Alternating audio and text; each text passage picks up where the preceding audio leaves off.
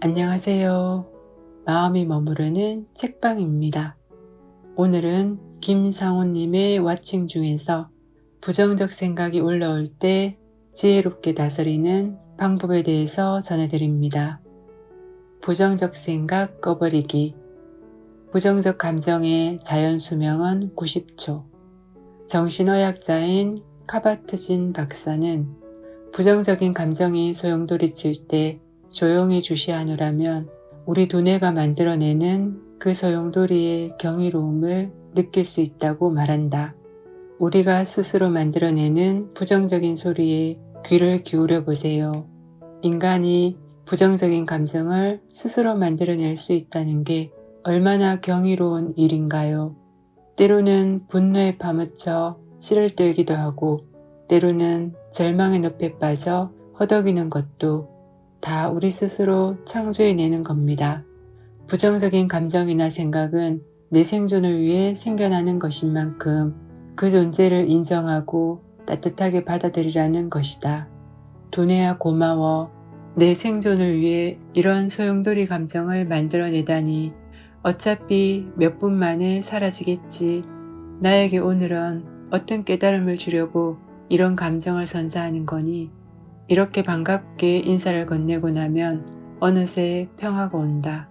하버드 대학의 테일러 박사 역시 조용히 주시하는 것만으로 부정적인 감정이나 생각이 90초 내에 식어버린다고 말한다.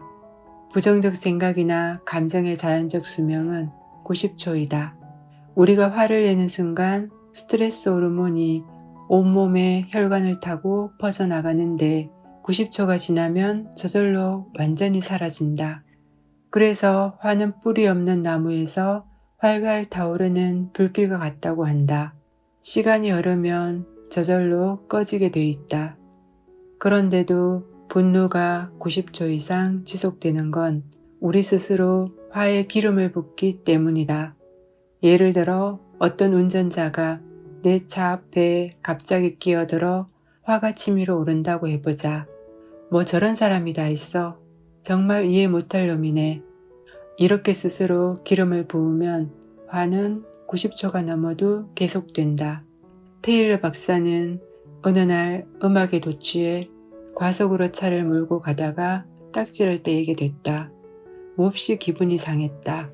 음악에 빠져 잠시 과속을 했기로서니 벌금을 $100나 물리다니 정말 못된 경찰관이야.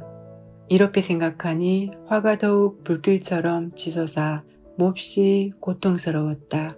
그러나 곧 자신이 화에 파묻혀 있음을 깨닫고는 머릿속의 어린아이를 남처럼 조용히 바라보며 달래보았다. 나를 생각해줘 고맙구나. 그런데 90초가 지났거든. 위험한 상황은 아니란다. 그런데도 화를 낼 필요가 있니? 조용히 물러가렴. 이렇게 달래자 화는 곧 가라앉았다. 거울처럼 비춰주면 저절로 꺼진다. 한강다리 5m 높이의 트러스트 꼭대기. 한 남자가 아슬아슬하게 버티고 서 있다. 한강에 뛰어내리겠다며 벌써 30분 넘게 경찰과 대치 중이다.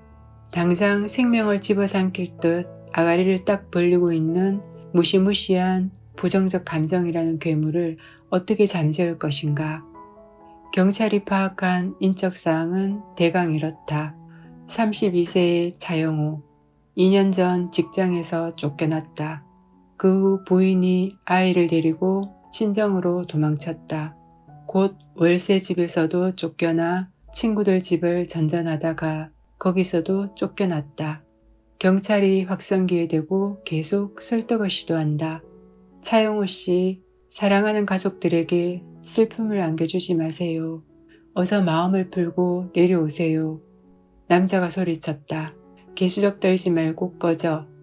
몸을 수그리며 당장이라도 강에 뛰어들 태세다. 영호 씨, 생명은 소중합니다. 어서 가족의 품으로 돌아오세요. 이 세상 모든 놈들이 다 똑같아. 그 사이 새로운 정보가 들어온다. 남자는 직장에서 상사와 말싸움 끝에 부당하게 해고됐으며 고향의 부모는 직장을 구할 때까지 고향 근처에 얼씬거리지도 말라고 했다는 것이다. 대치 상태가 1시간을 넘어가면서 아침 러시아워가 다가온다. 운전자들의 볼멘 소리가 여기저기서 터져 나오기 시작한다. 뛰어내릴 거면 빨리 뛰어내리지. 저게 뭐야? 뛰어내릴 용기도 없으면서 왜 올라갔어? 이런 험악한 말들이 귀에 들어가면 자살 시도자들은 10중 8구 뛰어내리게 된다. 가느다란 희망의 끈마저 뚝 끊어버리는 차가운 말들이기 때문이다. 정말 일촉즉발의 상황이다. 그때 어디선가 한 중년 남자가 나타나 경찰로부터 확성기를 건네받는다. 설득 전문가다. 이봐요 젊은이. 젊은이는 이 세상 아무도 젊은이 속마음을 모른다고 생각하죠.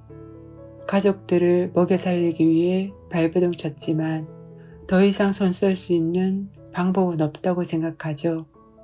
남자의 입에서 갑자기 뜻밖의 말이 나온다. 당신이 그걸 어떻게 알아? 설득 전문가는 다시 말을 잇는다. 맞아요.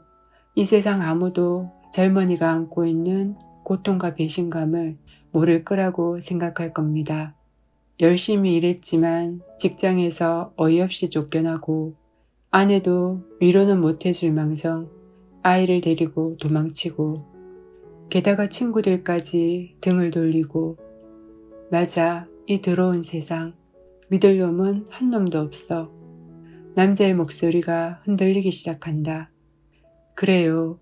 믿을 사람 아무도 없다는 생각이 들 수밖에 없을 거요. 모든 걸 끝장내고 영원히 쉬고 싶은 생각밖에 안 될 거요. 남자가 돌연 흐느끼기 시작한다. 그도 악한 사람은 아니었다. 단지 직장에서 못된 상사를 만났고 차가운 아내와 결혼했고 얄팍한 친구들을 사귄 게 죄였다. 도대체 직장에선 어떤 일이 있었던 겁니까? 젊은이를 해고시킨 작자는 대체 어떻게 되먹은 인간이었나요? 남자는 드디어 엉엉 울기 시작한다. 설득 전문가가 슬그머니 사다리차에 오른다. 남자에게 다가가며 말을 계속한다. 젊은이, 실컷 울어보세요. 나도 그런 억울한 일을 당해 울어본 적이 있다오. 사다리차가 트러스트에 닿는 순간 설득 전문가가 두 손을 뻗어 마치 어린아이를 얼싸안으려는 듯 남자의 두 손을 덥석 감싸 잡는다. 이 남자는 왜 뛰어내리지 않았을까? 설득 전문가는 어떤 해답도 제시하지 않았다. 단지 그 남자의 감정을 거울처럼 비춰주어 그가 자신의 감정을 객관적으로 바라보도록 했을 뿐이다. 바라보는 순간 자신을 집어삼킬 듯했던 거대한 감정 덩어리도 맥없이 사그라졌다.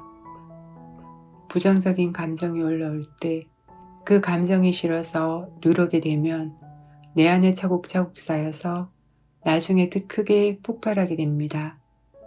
내 안에 어떤 감정이 올라오더라도 있는 그대로 인정하고 바라보게 되면 그건 잠시 지나가는 구름처럼 시간이 지나면 저절로 사라지게 됩니다.